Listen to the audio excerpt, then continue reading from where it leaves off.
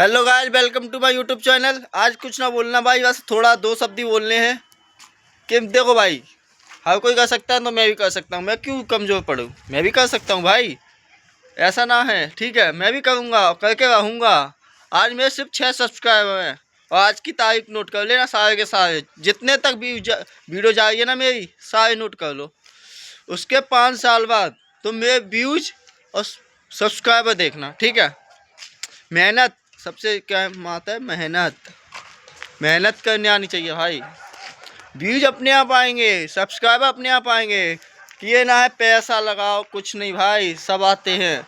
बस मेहनत करनी आनी चाहिए भाई, कुछ ना है।